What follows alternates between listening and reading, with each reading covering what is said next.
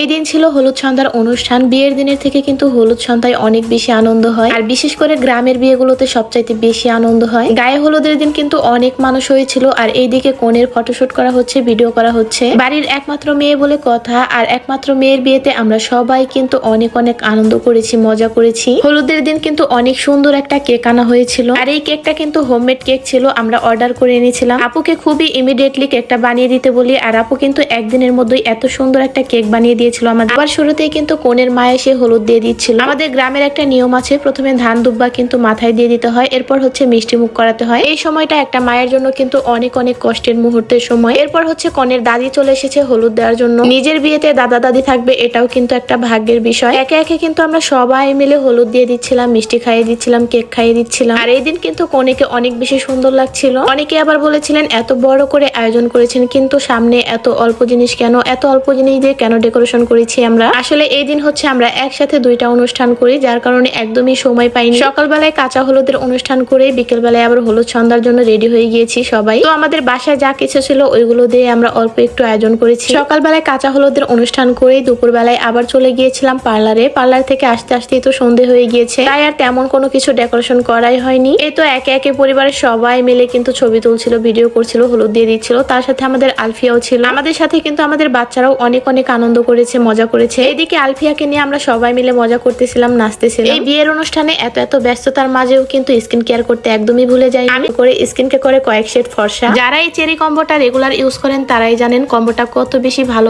স্কিনের জন্য। আর এই চেরি কম্বোটা কিন্তু একদম নতুন এসেছে, আরো প্রিমিয়াম কোয়ালিটি, স্কিনকে একদম পিঙ্ক পিঙ্ক ফর্সা করে তোলে। যাই হোক, ক্যাপশনে পেজ লিংকটা মেনশন করে দিয়েছি। এরপর হচ্ছে কনের সব ভাইয়েরা একসাথে হয়ে কনের সাথে ছবি তুলতেছিল, ভিডিও করতেছিল, মজা করতেছিল। সবার ফটোশুট করা শেষে, ভিডিও করা শেষে আমরা সবাই মিলে একটা ডান্স করি।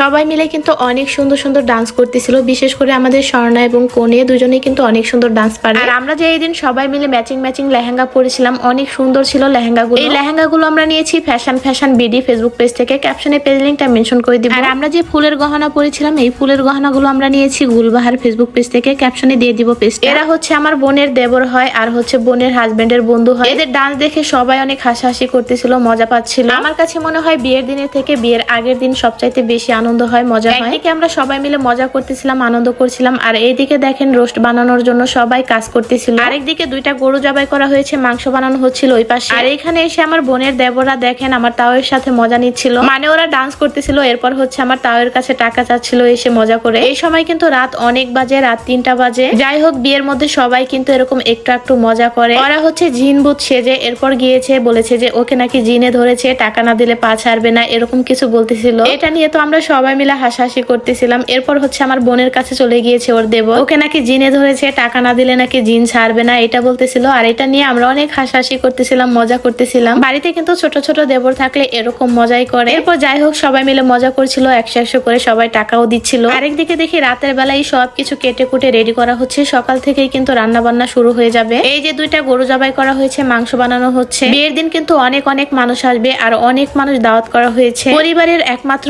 আদরের মেয়ের বিয়ে বলে কথা, সবাই অনেক আনন্দ করেছে, মজা করেছে। আর আমার তাও কিন্তু অনেক বড় করে অনুষ্ঠানটা করেছে। গ্রামের বিয়ে মানেই কিন্তু অনেক অনেক আনন্দ। যাই হোক, আমরা কিন্তু সবাই মিলে অনেক আনন্দ করেছি, মজা করেছি। আজকে পর্যন্ত সবাই ভালো থাকবেন, সুস্থ থাকবেন, আল্লাহ হাফেজ।